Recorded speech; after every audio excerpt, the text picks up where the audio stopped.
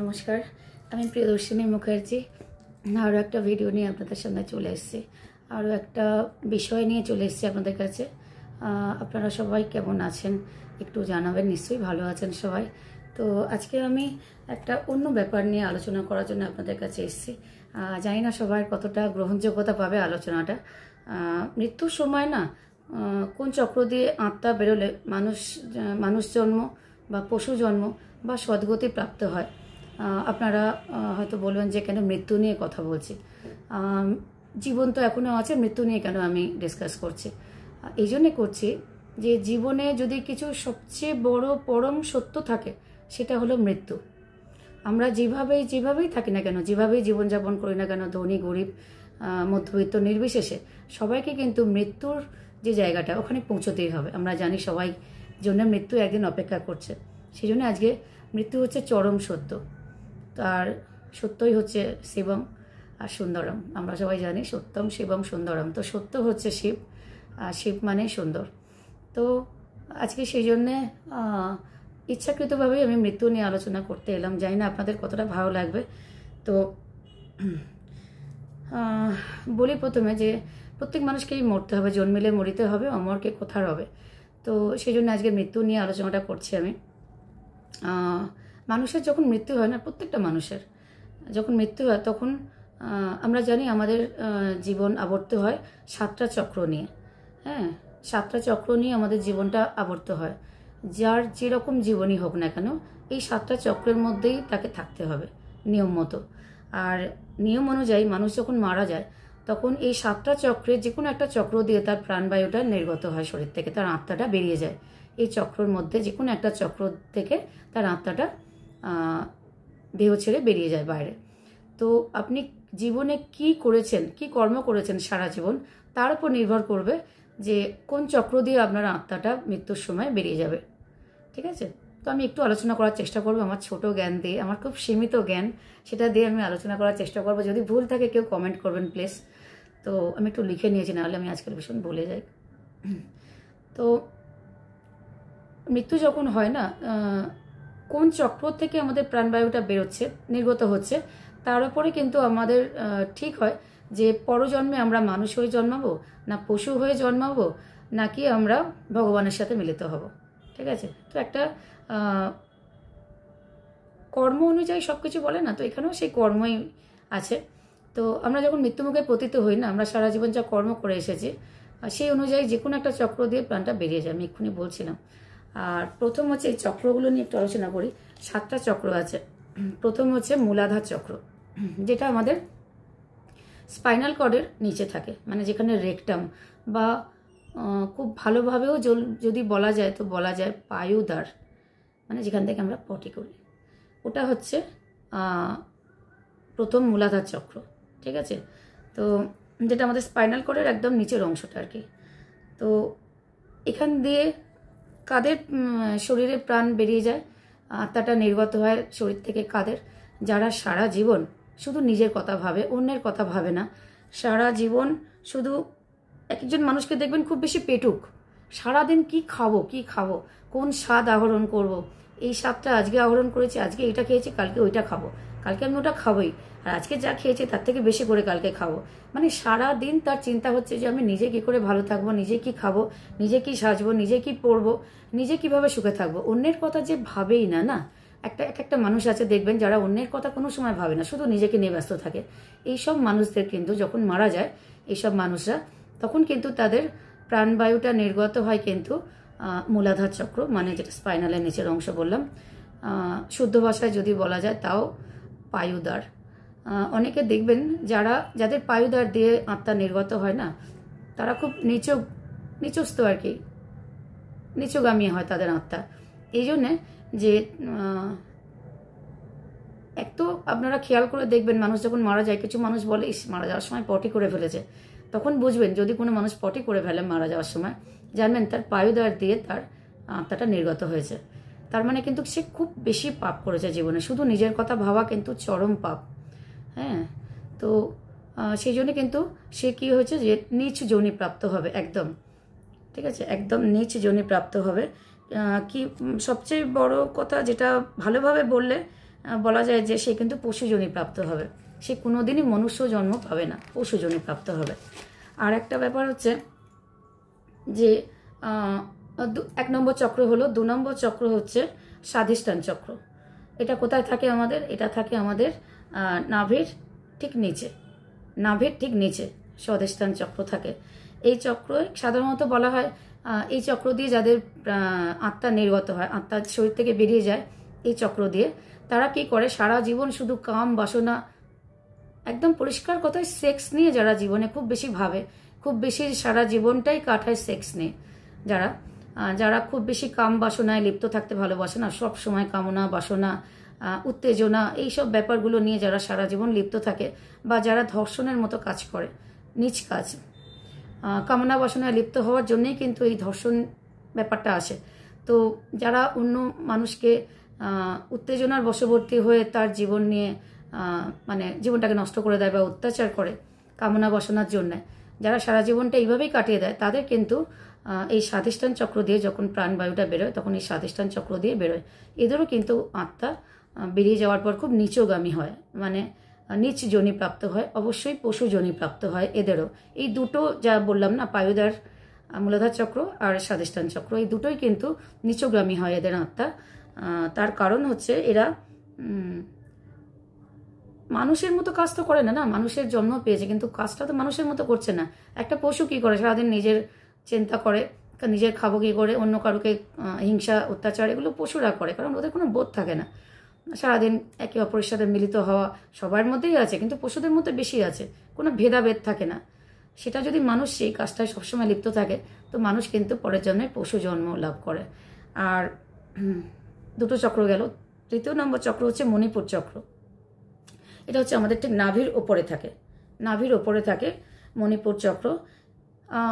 এটা সাধারণত মণিপুর চক্র দিয়ে যাদের প্রাণ বায়ু বেরিয়ে যায়, তারা সারা জীবন কী করে? শুধু ধন সম্পদ, মান সম্মান, গাড়ি বাড়ি, মানে সারা দিন চিন্তা করে কি করে টাকা উপার্জন করা যায়। আর কোনো চিন্তা থাকে না এদের জীবনে। অন্য মানুষকে ভালোবাসা, অন্য মানুষকে সময় দেওয়া, নিজে ভালো করে জীবন কাটানো, কোনো মানুষকে এরা মানুষ বলে মনে করে না। দরিদ্রকে খুব ঘৃণা করে, নিজের টাকার অহংকারে সারাদিন মত্ত হয়ে থাকে যে আমি ধনী, আমার অনেক সম্পদ আছে, আমার বাড়ি গাড়ি আছে, এই আছে সেই আছে।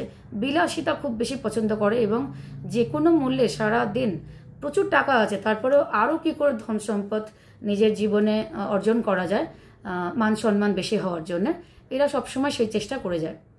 তো এদের যখন প্রাণবায়ু বেরোয় তখন কিন্তু ওই নাভির ওপরে আমি বললাম যে জায়গাটা মণিপুর চক্র, ওইখান থেকে বেরোয়।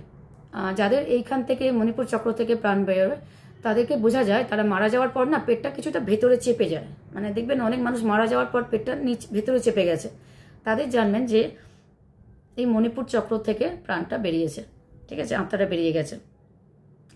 কারণ এটা শুভ নয় না। মানুষ যদি সারাক্ষণ চিন্তা করে যে অন্যকে ঠকিয়ে আমি কী করে ধন সম্পদ নিজের জন্য খ্যাতি অর্জন করব, কী করে ধন সম্পদ, সারাদিন টাকা চিন্তা করে যাওয়া, কোনো মানুষের চিন্তা না করে, গরিবকে দান করে না, শুধু নিজেই টাকা রোজগার করবে, নিজেই ভালোভাবে থাকবে, বিলাসিতা করবে, এটাও শুভ নয়। এদেরও কিন্তু মনুষ্য জন্মপ্রাপ্ত হয় না এরাও। এরপরে আসি 4 নম্বর, সেটা হলো অনাহুত চক্র বা হৃদয় চক্র। এরপরের যে চক্রটা সেটা আমাদের হৃদয়। এই যে আমাদের হৃদয় থাকে না, ঠিক এইখানে একটা চক্র থাকে, এটাকে বলে হৃদয় চক্র বা অনাহুত চক্র। এটা এই অনাহুত চক্র দিয়ে বা হৃদয় চক্র দিয়ে যে কাদের প্রাণ বেরোয় বলি, যারা সবসময় অন্যের চিন্তা করে, অন্য মানুষের চিন্তা করে। দেখবেন কিছু মানুষ আছে নিজের কথা সারাদিন ভাবেই না, অন্য মানুষ কী খাবে, অন্য মানুষটা কিভাবে থাকবে, অন্য মানুষের যত্ন নেয়, তাকে কি করে খাওয়ানো যায়, তাকে কি করে যত্ন নেওয়া যায়, তার ভালো করা যায়। অন্য মানুষের কথা সারাদিন চিন্তা করে, নিজের কথা সারাদিনে একবারও চিন্তা করে না যারা, তাদের কিন্তু এই হৃদয় চক্র দিয়ে প্রাণটা বেরিয়ে যায়। আত্মাটা যখন মারা যায় এই মানুষগুলো, তখন কিন্তু এই হৃদয় চক্র দিয়ে প্রাণবায়ুটা বেরিয়ে যায়। কি করে বুঝবো আমরা যে হৃদয় চক্র দিয়ে প্রাণবায়ুটা বেরিয়ে যায়? এদের সাধারণত হার্ট ফেলিওর হয়। যাদের এই হৃদয় চক্র দিয়ে প্রাণ বেরোয় আমরা জানি যে হার্ট অ্যাটাক হয় খুব মানুষের।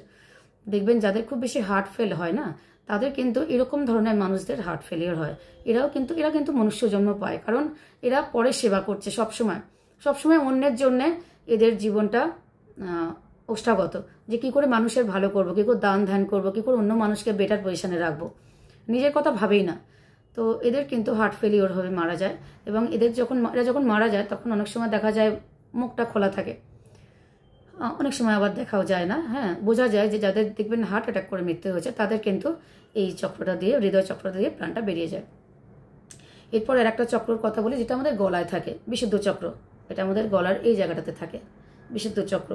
এই বিশুদ্ধ চক্র দিয়ে কাদের আত্মা নির্গত হয় মৃত্যুর সময়?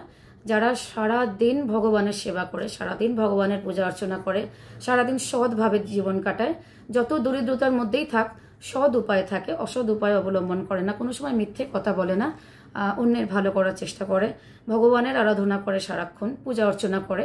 হয়তো ভগবানকে পায় না এরা, কিন্তু চেষ্টা চালিয়ে যায় নিরন্তর। এদের কিন্তু এরা যখন মারা যায় তখন দেখা যায় এই গলা দিয়ে এদের প্রাণটা বেরোয়, বিশুদ্ধ চক্র দিয়ে। আর গলা দিয়ে যখন প্রাণ বেরোয় আমরা বুঝতে পারি, কিছু মানুষ দেখবেন মারা যায় যখন মুখটা হাঁ করে থাকে, মারা যায় যখন মুখটা হাঁ হয়ে থাকে, মুখটা খুলে থাকে, অনেক সময় মুখটা বেঁকে যায়, মুখটা দিয়ে প্রাণটা বেরিয়ে যায়। যাদের বিশুদ্ধ চক্র কথা বলছি না, যাদের আত্মা নির্গত হয় বিশুদ্ধ চক্র দিয়ে, তাদের মুখটা বেঁকে যায়। আর যাদের বিশুদ্ধ চক্র দিয়ে প্রাণ বেরোয় তারা কিন্তু পরের জন্মে সাধু সন্ন্যাসী হয়ে জন্মায়। আবার তারা সুযোগ পায় ভগবানের সেবা করার।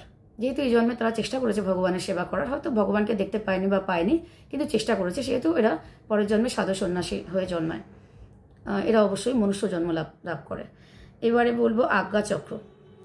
আজ্ঞা চক্র কোথায়? এটাকে এই জায়গাটা, যেটাকে আমরা থার্ড আই বলি, এই জায়গাটা যেটাকে আমরা থার্ড আই বলি, আজ্ঞা চক্র। তো এই আজ্ঞা চক্র হচ্ছে কপালের মাঝখানে। এই আজ্ঞা চক্র দিয়ে কাদের আত্মার নির্গত হয়, শরীর থেকে বেরিয়ে যায় কাদের আত্মা? যারা সারা দিন ভগবানের উপাসনা করে। দেখবেন কিছু মানুষ আছে সারা দিনই ভগবানের উপাসনা করছে, ভগবানকে সেবা করছে, সারাদিন না খেয়ে দিয়ে ভগবানের সেবা করছে, ভগবানকে ডাকছে, সাধু সন্ন্যাসী হয়ে গেছে তারা, মানে গার্হস্থ্য জীবনযাপন করছে না, সাধু সন্ন্যাসী হয়ে গেছে, সারাদিন উপোস করছে, সারাদিন পুজো করছে, কোন কোন ব্রত পালন করা যায়, এইভাবে সারা জীবনটা তারা নিরন্তর, মানে জীবনের 100 ভাগের 70 ভাগ যারা ঠাকুরের সেবা করে কাটায়, তাদের কিন্তু এই থার্ড আই মানে আজ্ঞা চক্র দিয়ে প্রাণটা বেরিয়ে যায়। আত্মারা যখন বেরিয়ে যায় তাদের এই থার্ড আই দিয়ে বেরিয়ে যায়। এই যখন থার্ড আই দিয়ে আত্মা বেরোয় তখন দেখা যায়, দেখবেন আপনারা লক্ষ্য করে, কোনো মানুষ মারা গেছে তার চোখটা খোলা থাকে, বলে চোখটা দিয়ে প্রাণ গেছে। অনেক সময় মানুষ বলে বাবা চোখটা খোলা আছে, চোখ দিয়ে প্রাণ গেছে। চোখ দিয়ে কখন প্রাণ যায়? যখন এই থার্ড আই, এই চক্রটা যখন কাজ করে, এই চক্র দিয়ে যখন আত্মাটা বেরিয়ে যায় তখন কিন্তু এই চোখটা খোলা থাকে, মানে প্রাণটা বেরিয়ে যায়। তো এরা কিন্তু পরের জন্মে খুব বড় যোগী হয়ে আসে, বড় যোগী মহাপুরুষ মহাত্মা হয়ে জন্মায়, এদেরও মনুষ্য জন্ম হয়। আর সবচেয়ে বড় চক্র যেটা, সেটা বলি, সেটা হলো আমাদের এই যে ক্রাউন এরিয়াটা আছে না, এই যে মাথার এখানে যে ক্রাউন এরিয়াটা আছে, এইখান দিয়ে যাদের প্রাণ বেরোয় তারা হচ্ছে সবচেয়ে বড়, এদের কি বলবো আর কি, উচ্চগতি প্রাপ্ত হয় এদের আত্মা সবচেয়ে বড় মহান আত্মা, মহান মানুষ যারা পৃথিবীতে, তাদের এখান দিয়ে প্রাণটা বেরোয়, এই জায়গাটা দিয়ে। ঠিক আছে, এইটাকে বলে চেতনা চক্র, এই জায়গাটা, বা জ্ঞান চক্র। তো এইখানটা এই যে মাথার ওপরে যে ক্রাউন এরিয়াটা না, এটা হচ্ছে যারা জীবনের বেশিরভাগ উচ্চ সাধনা করে দিন কাটায়। উচ্চ সাধনা মানে দেখবেন, আমরা জানি না, যারা হিমালয়ের ওপরে গিয়ে সাধনা করছে বছরের পর বছর, কোনো হুঁশ নেই, কোনো জ্ঞান নেই, সাধনা করেই যাচ্ছে, হ্যাঁ, অনেক বড় জটা হয়ে গেছে, তাদের জীবন সম্পর্কে কোনো নেই, মানে কোনো স্পৃহা নেই জীবনের ওপরে। সারাদিনে তারা চিন্তা করছে যে ঠাকুরকে কি করে দেখবে, ভগবানের দেখা কি করে পাবে, সারাদিন তাদের চিন্তা যে কি করে আমরা ভগবানের দেখা পাবো। এইসব মানুষ যারা হয় না, যারা সারা জীবন নিরন্তর শুধু ভগবানের নাম করে এবং ভগবানকে দেখার চেষ্টা করে এবং নানা রকম ধর্মগ্রন্থ পড়ে, জ্ঞান আহরণ করার চেষ্টা করে সারা জীবন, তাদের কিন্তু যখন মারা যায়, তাদের কিন্তু এই আত্মাটা মাথার ওপর দিয়ে বেরিয়ে যায়, এই জায়গাটা থেকে, ব্রহ্মতালু বলি যেটা আমরা, ব্রহ্মতালু, এইখান দিয়ে কিন্তু তাদের আত্মাটা বেরিয়ে যায় তারা যখন মারা যায়। অনেক সময় দেখা যায়, আপনারা দেখেছেন কিনা জানি না, অনেক যোগী পুরুষ যারা, মহাত্মা যোগী পুরুষ যারা, তাদের কিন্তু এই জায়গাটা থেকে আত্মাটা বেরিয়ে যায় এবং এখানটা একটু অনেক সময় ফেটে গেছেও দেখা যায়, একটু রক্ত বেরিয়েছে, এইখানটা থেকে বেরিয়ে যায়। যাদের আত্মা এখান থেকে বেরিয়ে যায় তারা কিন্তু উচ্চ গতি প্রাপ্ত হয় এবং তারা ভগবানের সাথে মিলিত হয়ে যায়, তারা কিন্তু আর জন্মায় না এই পৃথিবীতে, তারা আর জন্মগ্রহণ করে না। আমি কেন বললাম এই কথাটা, আজকে এই ভিডিওটা এই জন্যে করলাম যে মানুষকে জানানোর জন্যে যে আপনারা কিভাবে চললে আপনাদের পরের জীবনটাও খুব ভালো হবে। চেষ্টা করুন, আজ থেকে চেষ্টা করুন জীবন ভালোভাবে কাটাবার, সৎভাবে কাটাবার। নিজের জন্য না ভেবে অন্য কারোর জন্য ভাবুন। সবসময় খাওয়া নিয়ে ব্যস্ত থাকবেন না, সবসময় টাকা উপার্জন নিয়ে ব্যস্ত থাকবেন না। যেটুকু সময় পান, ভালো সময়, ঠাকুরের চিন্তা করুন, ঠাকুরের উপাসনা করুন, ভগবানকে সবসময় স্মরণ করুন। তাহলে আপনার মৃত্যুর পরের সময়টাও ভালো যাবে, মৃত্যুর সময়টাও আপনার ভালোই যাবে। আজকে এই পর্যন্ত। নমস্কার।